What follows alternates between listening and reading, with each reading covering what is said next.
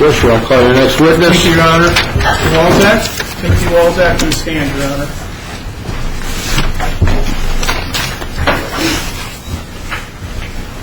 Walczak, you want to raise your right hand and be sworn, sir? You solemnly swear affirm, tell the whole truth and nothing but the truth to the best of your knowledge? I do. Please be seated. So would you tell us your full name, and please spell your last name for the record. It's Tim Walczak, W-A-L-C-Z-A-K. And are you engaged in any occupation or profession? Well, I'm actually retired right now, 37 years at BP. I was a volunteer fireman for them and volunteer fireman for the town of Griffith. And BP meaning Yes, former Standard Oil. Yes. Now, with regard to your present occupation, what is that? Well, I'm retired, and I just work a little bit on the side with Andy as far as the professional fireworks. And at one time, were you working in the retail end of the business? Correct. Okay. Was that a full-time position at that time? Actually, it was 2 full-time jobs at the time, yes. So what did you do with you say Andy, that's Mr. James, what job functions or job duties did you have as part of the arrangement you had with the business? Well, we were 50-50 owners in the Planet Fireworks company, selling retail fireworks, and I kind of ran the office because Andy was dealing with the professional side at the time, so I kind of ran the consumer side and scheduled people and made sure people that called off and ended up having to work their shifts and things like that. And when we talk about retail, we're talking about selling fireworks to customers, the general public who come into the store. Correct. And there were how many stores you had? 2. And I'm going to direct your attention to 2002 and up to today's date when we talk about your involvement with the business, the retail business. In 2003, did you, well, let's go with 2002, did you become aware that Mr. O'Connor and Mr. James were having discussions concerning the delivery and sale of some product that was in your business? After Tom's Oil burned down, Mr. James had a conversation with Tom, and he extended his hand to help him out to try to put some more product on the shelves, and that's when Mr. James contacted me, and I was in agreement too, because, I mean, we are kind of like a family, so, you know. With regard to your discussions with Mr. James, did there come a time that you were asked to deliver some product? Correct. And when was that? That was after the 03 season. And about what time? Can you give us Like the first week or so of August. Tell us what happened. How were you contacted? Who contacted you, and what was said? In July, Andy came to me and he said, "Hey, I stopped by Tom's," and he gave us a proposition that we had to talk over, and he laid out the terms as far as Tom was offering to buy all our product at our prices that we paid for plus the freight, and our leases were coming due on the Valpo and the Maryville store. Even though we were turning a profit, we decided, well, we're going to have to sign a lease for another year. We just saw it a good time to get out, because our passion is really in the professional fireworks. We really enjoy the display fireworks. Before you had that discussion, had you and Mr. James talked about putting all of your product up for a sale? No, never. So when Mr. James came to you with what he said Mr. Connor had said, what was your response? Well, obviously we talked it over for a while, and we felt, well, you know, if we want to concentrate on the professional side more, this is a good time to get out. What was your understanding what the terms were of the sale?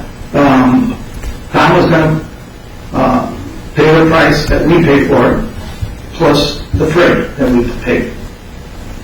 So tell the ladies and gentlemen of the jury then what took place after you had the discussion and you had the agreement. You say you waited some time to talk it over. Probably within about a week or so we had a decision. So what happened then? What was the plan with regard to the product, and what stores are we talking about? Okay, we first started off in the Valparaiso store. The plan was I borrowed a trailer from the Kingsbury office, and I drove to Boomtown store to pick up a lot of empty carts.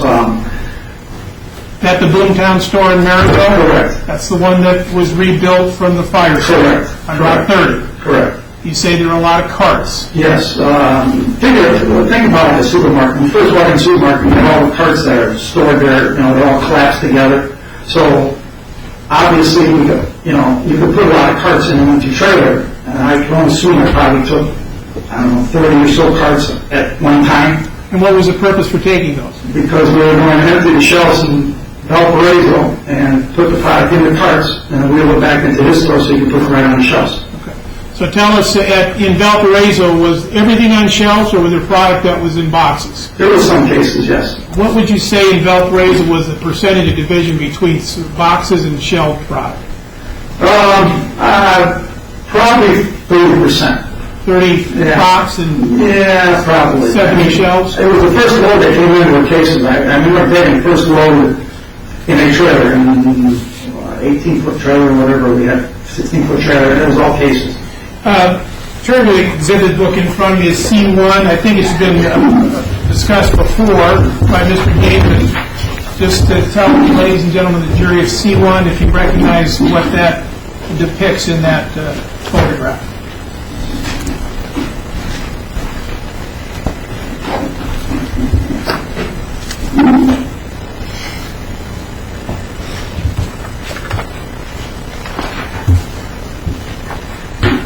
That was a picture of our sign on top on our trailer. Is this the kind of trailer that you used on this particular day?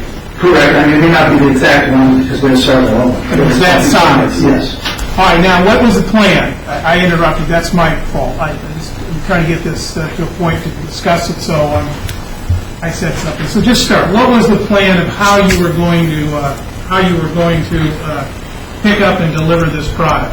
All right. Obviously, with everything on the shelves, we didn't have an invoice for that because we had to count each individual item as we put it into the carts so we can develop an invoice at a later time.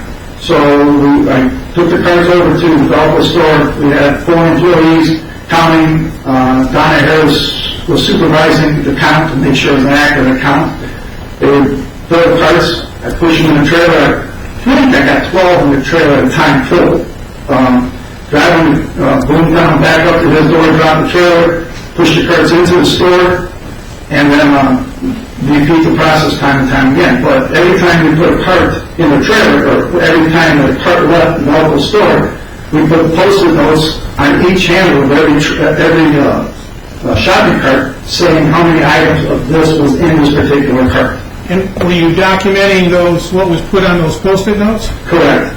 How were you documenting that information? Donovan had a run his handwriting list because, again, we didn't have an invoice. We didn't have a count. We were doing counters at the time we were moving the product.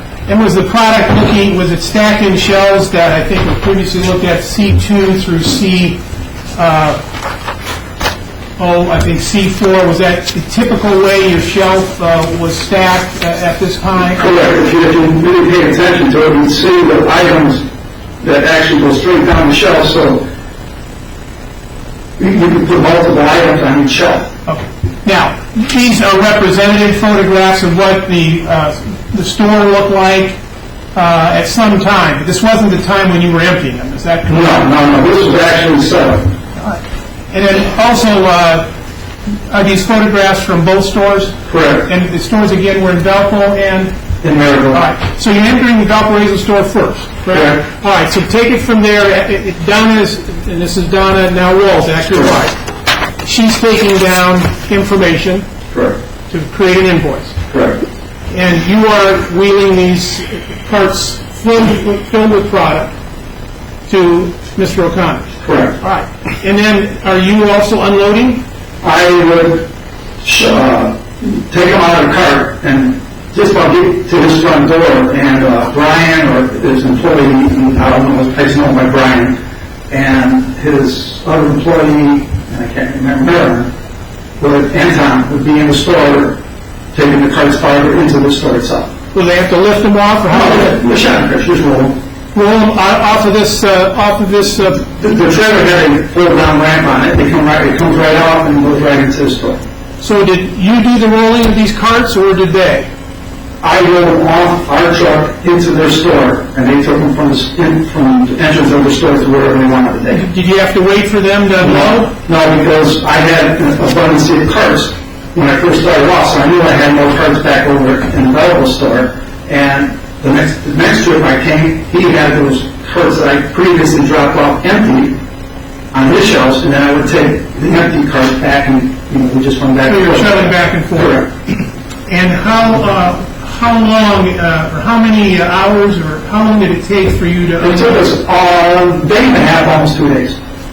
Now, the Valparaiso store that you had brought the product from, did it have the Post-its on the handles of these carts? Every cart that left that store had an accurate count and a post-it on every hand. Yes. When you came back with a new load, then did you take empties back with you? Correct. That had been unloaded while you were traveling back and Correct. forth? Did you get any Post-its back? They're all taken off. Okay. Did you get any Post-its back? No, From Mr. O'Connor? no, From Marilyn? no, From Brian? no.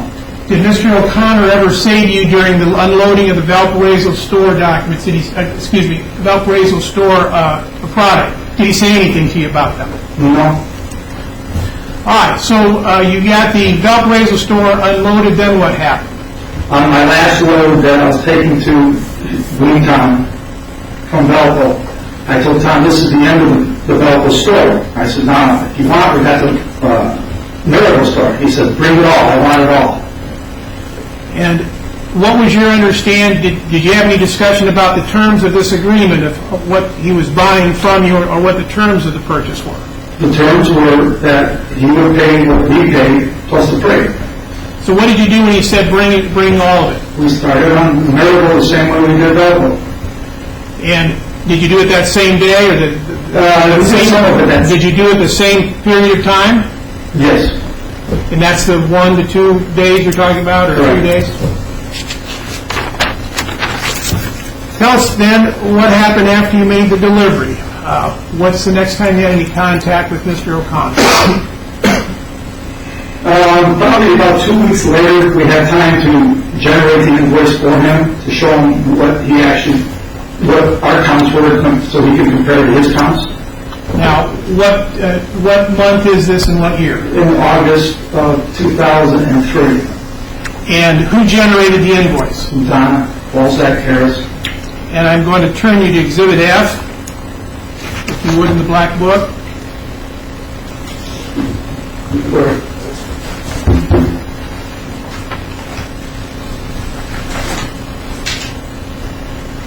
Now tell us, what is this, it's been identified as invoice, how was this put together? We actually have the invoices entered in the computer, and if you look at the number of cases, let's take first line items as 3.3, well, there's 3.3 cases, and the cost per case was there, and we factored in the cost of the freight at that time into that price. We divided the total cost of freight into the total cost of all his items. Now, how did you establish the cost to bill Mr. O'Connor? Well, on the back of the last page of all on the invoices from Jay's Fireworks, and I don't know where that's at. Well, just, hold on. Why don't you turn to G, Exhibit G. Correct. Is that what you were referring to? Yes, yes. And, Mr. Walczak, I want, if you're referring to a page, I want you to just say something so the jury can focus on the page. Are you going to refer to a page? Yes. The problem is the last page, and I can't read. The writing on the bottom is not there. All right, so you've got G, you're at G1, correct? On the last page of June. All right. Go ahead. Tell us, you're looking at that, and just identify it quickly for us. What's at the bottom? The freight says $845 for that delivery. $845 For that particular delivery. at the lower right-hand part of that document. Correct. So I'm just focusing on the document, so we're all on the same page. And you got sales tax at 000, Correct. and then $42,946.99. Correct. Correct. Okay, now, what did you use this document for? Where did you get this document? This document was the invoice we received from Jake's Fireworks. And then what did you do with Jake's invoice with regard to creating the invoice for Mr. O'Connor? Well, this is the price that we paid for the material, for the fireworks, and we took the invoice so that way we could show Tom that he's paying for what we paid for. Now, I want you to turn to the first page of G1, and you'll notice that there's a couple of circles on the left-hand side in the first column with China cracker, and then the zeros are circled. There were some questions in cross-exam of Mr. James. You remember those being asked? Yes. I'm going to focus that. What is the China cracker? There's two of them. What are those, firecrackers? Firecrackers, yes. Do you know why these are circled? Yes, I do. Why don't you tell us? Because they either didn't have them in stock or they didn't have room on the truck to put them on. They were going to be delivered later. They being whom? Jake's. So the people who ordered from delivering, and the circles, who put those circles there? We did. It just stood out. It's like, okay, we know that Jake's still owes this. They hadn't delivered it. All right. And then did they eventually deliver? Correct. Now, when you had created a billing for Mr. O'Connor, did you put in the prices of the actual product that you paid for, the wholesale price? Plus credit. Plus price. All right, so when's the next time you deliver the product for both the Valparaiso and the Maryville store, correct? Correct. At any time after the delivery of the product from the Maryville store, did Mr. O'Connor come out and say anything about the product? No. Tell us then what happened next regarding the invoice and the delivery of the invoice. About 2 weeks after we did all the closing of both stores, we created this invoice, and I personally hand-delivered a copy to Mr. O'Connor. And where did you do that? At his store in Boontown. And what month was this? In what year? August of 2000. Well, the first one was 2002. No, I'm talking about the one that you, yes, when you delivered. August of 2003. So that was how long after you'd actually physically delivered the product from your two stores? About 2 weeks. And where was this hand delivery of the invoice? Where did it take place? At his store on 3rd of Boontown. You remember anything happening at the store when you got there? Tom was proud of the store. It was a very nice looking store, and he just built he completed his little apartment that he lives in the store, and he wanted to show us that and everything. So, we sat around, talked for a while and everything, and I handed him the invoice, and I said, okay, Tom, I'm out of here, I gotta go. You say, showed us. Who was with you? Donna Harris, Walczak. When you handed Mr. O'Connor this invoice for the products, now it's about 2 weeks after you delivered it. Is that about right? Correct. Did he say anything about payment or anything about the amount of the invoice? No, because we kind of had, I knew the understanding that we were going to let Tom pay us overtime on that. I knew the understanding, the agreement. So then when is the next time you had any dealings with Mr. O'Connor concerning this billing, or these billings, both of them? I want to say it was the next year before the spring, because Tom was going to Florida, so we really didn't have much contact going through the winter.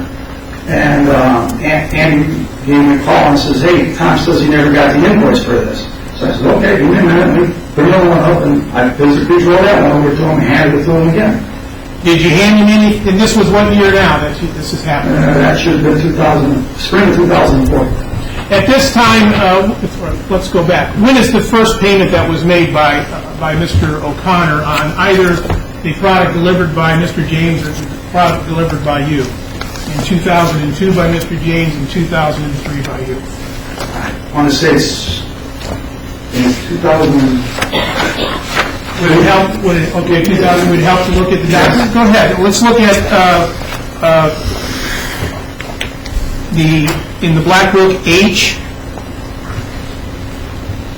These are previously discussed but also admitted. But an H, does that accurately reflect when the payments were made?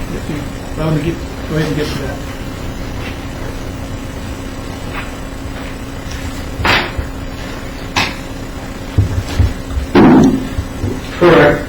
So this is dated what at the top?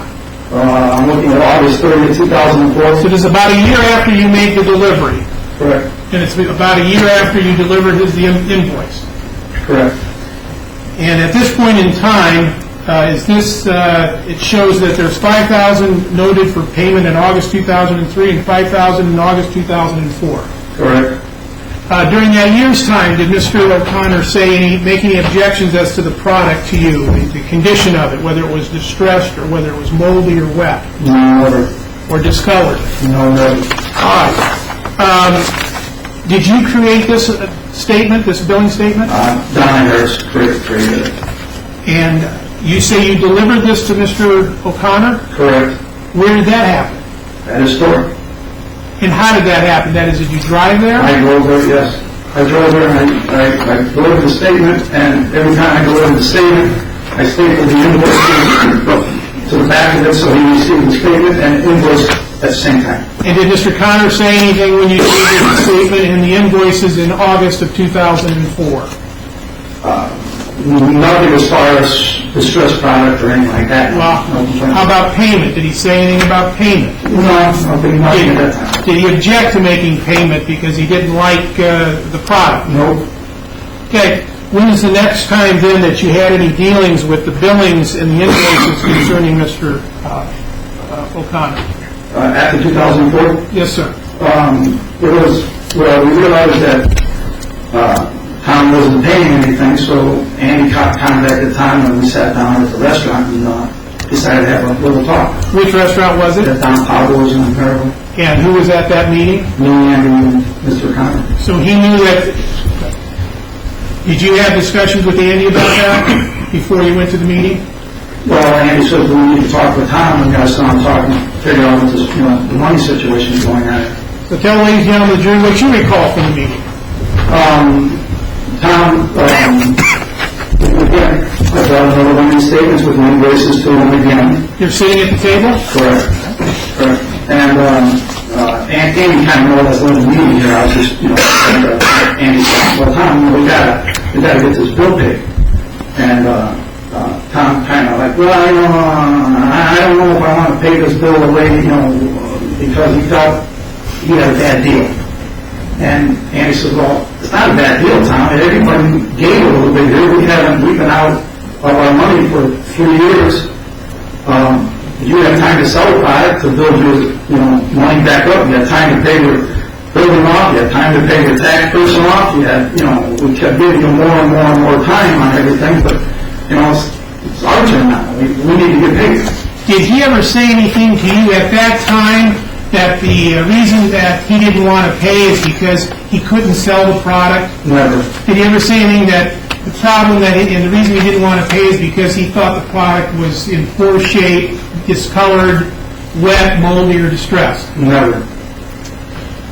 Tell us what happened then. What did he say at that meeting? He offered us, I want to say $25,000 to just walk away from the deal, and we said, well, no time, it was $39,000 and some change. And he said, well, I can cut a check today, and if you follow me back over to the store, I can give you cash. Right. So he cut a check, wrote it to Andy, and he said, well, let's go to the store. And we went to the store, and he gave me $5,000 cash, and he says, well, if you come back tomorrow, I'll have another $5,000. I said, okay. And at least it looks like we're starting to pay. So I go back the next day and pound on his door, and he knew where to be found. He took off the floor. Did you receive any payments after that day? No, I did not.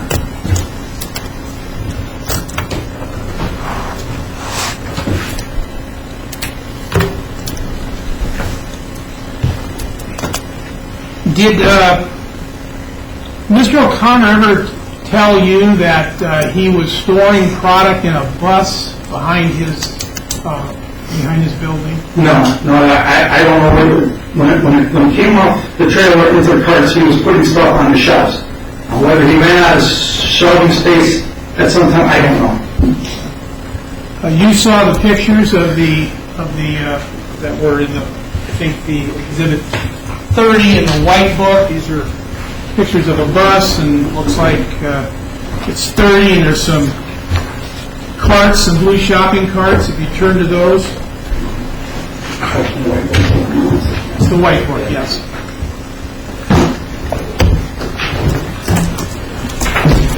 Okay, go ahead. Just turning through those, you see some pictures of carts, blue shopping carts. Are those the carts that that Mr. O'Connor let you use to bring the product in from the Valparaiso store? Yes, but obviously this is not the way we delivered it.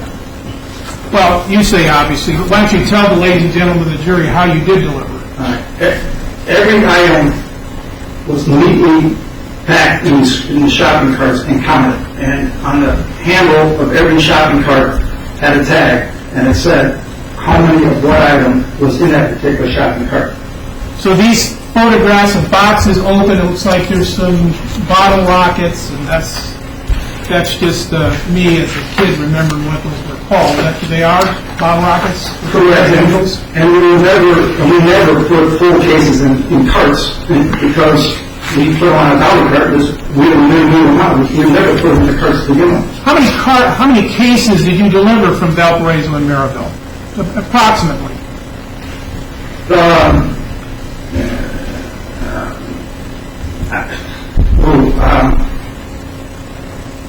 Under 50? I mean, that's just a guess. That's guess estimate. I'm going back 10 years. Did it surprise you that after the lawsuit was filed, that Mr. O'Connor was claiming products were distressed that you delivered? Well, it shocked me. That's the first time I heard it. Why did it shock you? Because when the product left our stores and then when the product got to his stores and out of my hands and into the store, it was all very good product. And did he ever say anything? No. He never said anything about, I don't want this stuff or this stuff's not sellable. He never said anything like that. He just said, keep bringing it. Okay, I want you to turn then to H number 3. And can you identify that's a statement, can you identify that statement, when it was created and for what purpose? That's another Jake's fireworks. No, H3, it's a statement. I'm sorry. That's my fault.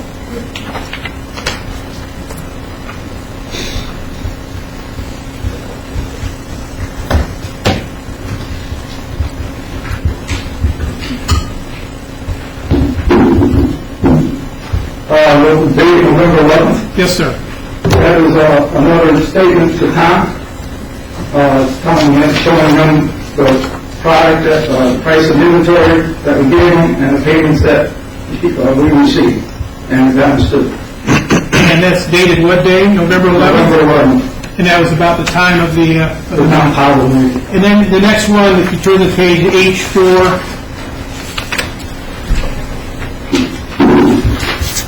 and H5, if you compare those two, and tell ladies and gentlemen of the jury first, H4, what is that? H4 is an invoice statement from Planet Fireworks. And what does that show? Again, it shows the cost of the inventory provided at the time and the payments that we received. So that includes the cash payment and the check. Correct. And it also includes the $5,000 I did not receive. So the balance due is $24,316 that was due to both you and Mr. James with regard to the agreement you had with Mr. O'Connor. Correct. And then the next page, H5, what is that? That was like a duplicate copy of H4. Except there's a different, is there a date on that? It says March 3rd, 07. Okay, and there was no date on the early one, H4? It said March 3rd, 07 also. All right, so there are two of them.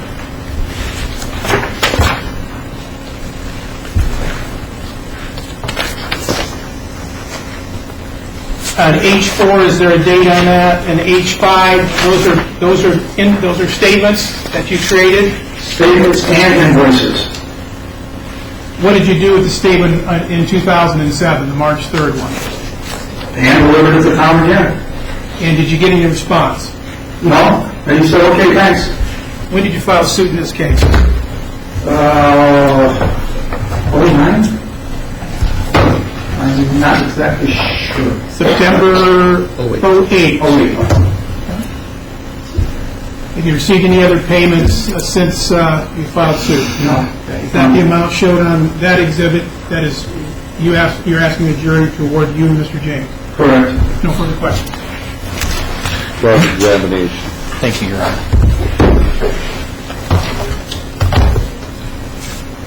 I want to make sure I'm pronouncing it. It's Mr. Walczak. Walczak. Walczak. Yes.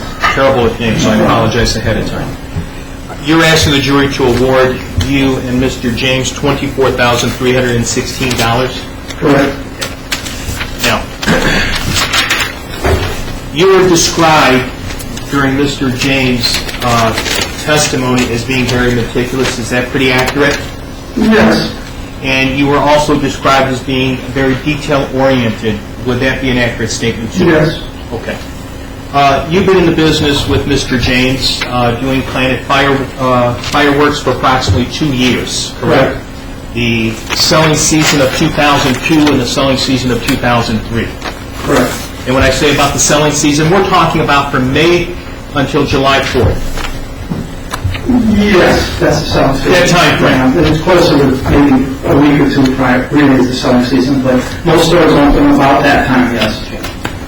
In general, that's the time frame we're looking at. Okay. Right?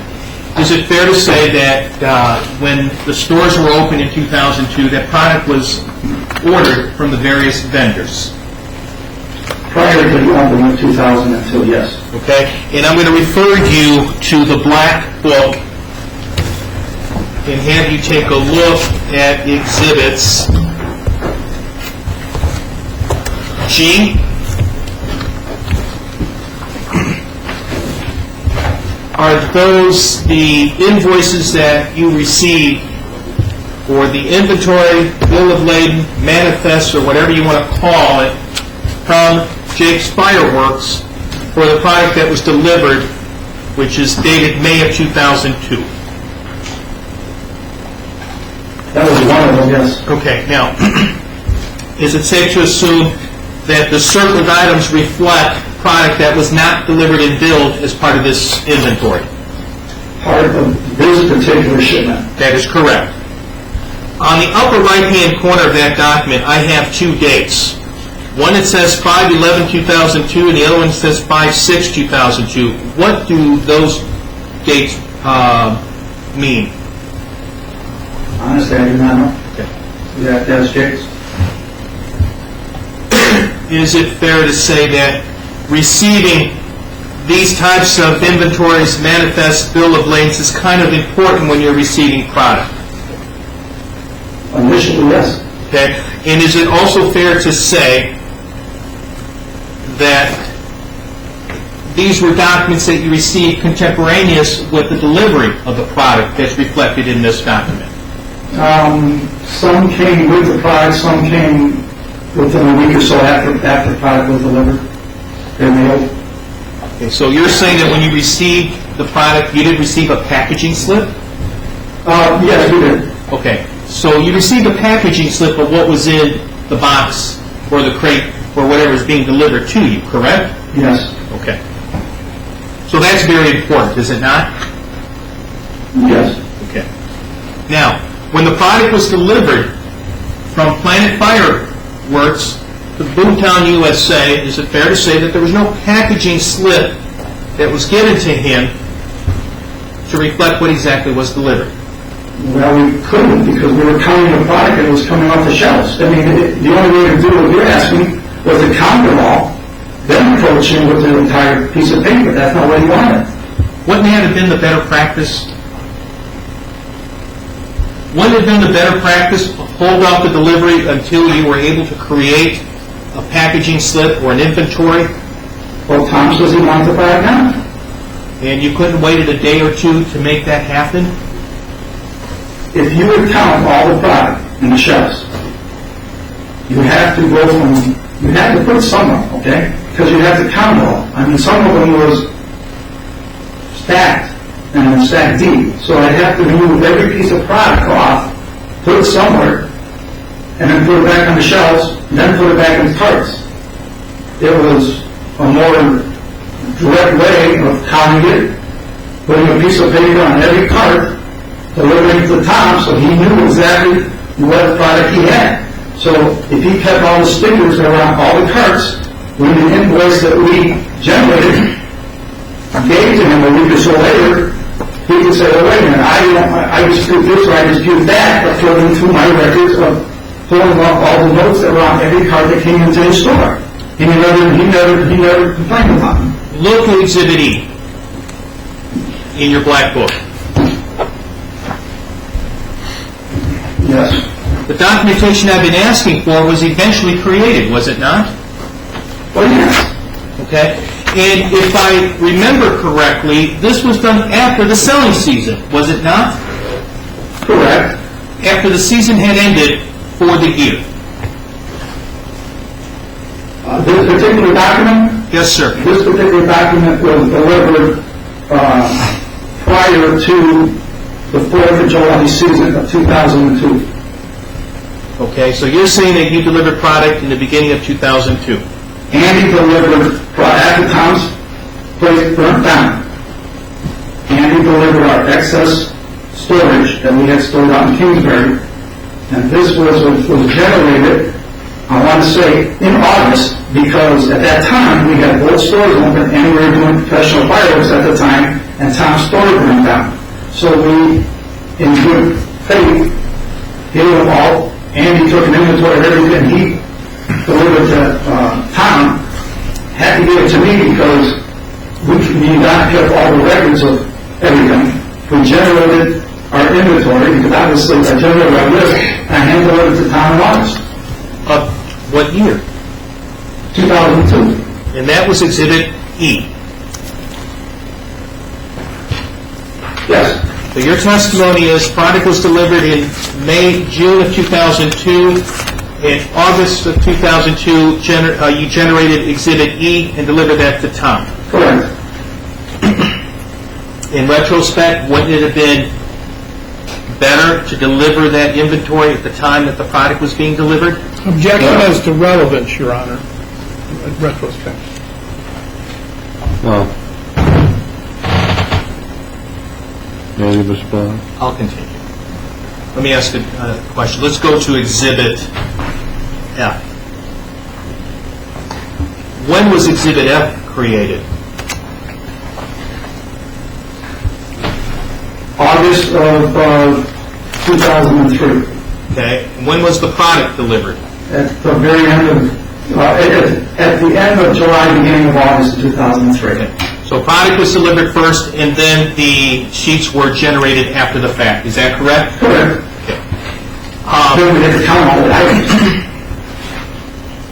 Now, if we take a look at Exhibit F and Exhibit E, is it fair to say there are no dates on these documents?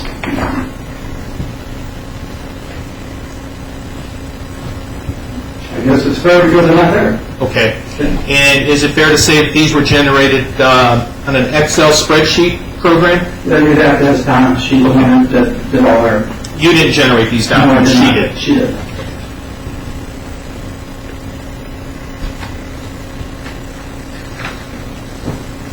Now, if we take a look at Exhibit G, G1 reflects a delivery in May of 2002. Is that correct? Correct. Exhibit G2 reflects a delivery. I've had 2 days, so I'm going to go with the older date, May 30th of 2002. Does that sound right? Okay. G3, does that reflect a delivery of May 21st of 2003? Correct. G4 is a delivery May 11th of 2002. Correct. Then we have G5 from Fireworks Over America. Do you know when that delivery was made? That was a pickup. That wasn't a delivery. Okay, that was a pickup. Do we know that appears to be May the 10th of 2002? Is that a fair statement in the middle there? Correct. Okay. Were the products on G5 products for the Mad Bombers Fireworks Organization, or was this for the Planet Fireworks Organization?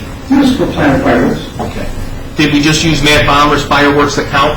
That's, again, Andy is set up with fireworks over America. So, again, when Andy, they just probably saw Andy James and build it to Mad Honor. I mean, Let's go to H. And that's again in the black book. August 30th.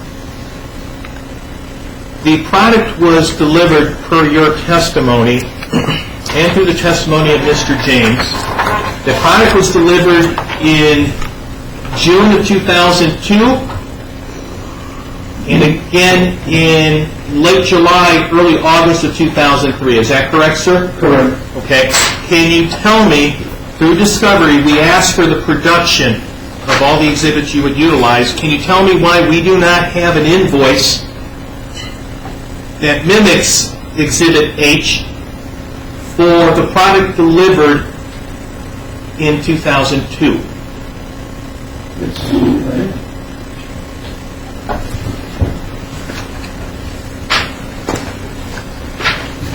We talked about $11,145, correct? Correct. Okay, hold on.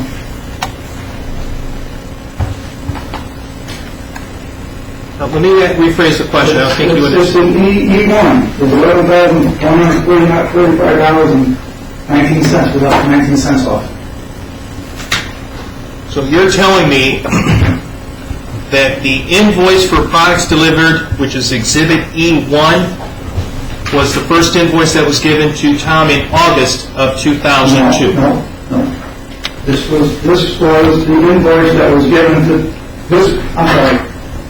This product was delivered prior to 4th of July 2002, after his fire, and it was generated in August and presented to him in August.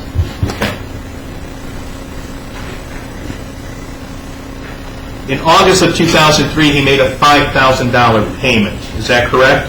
Correct. Was a statement from Planet Fireworks generated to reflect a statement of what was due on the account, reflecting that $5,000 at that time? I'm pretty sure it would have been yes, but I don't see it here. Okay, so we don't have it here today. Correct. Okay.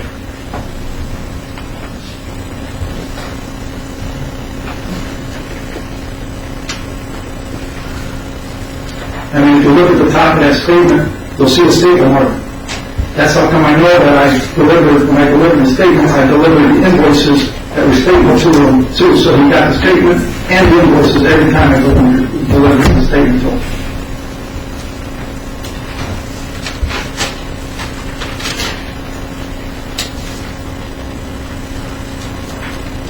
Is there a written agreement between you and Tom O'Connor for the purchase of this inventory at a little bit less of $50,000? No, there is not.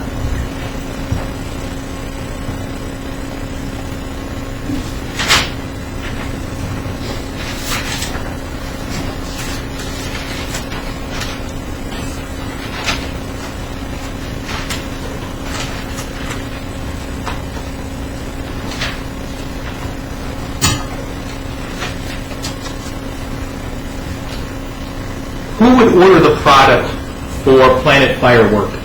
Would it be you or would it be Mr. James? It was a combination of both of us. And this was the first year in 2002 that you were in the retail business? Correct.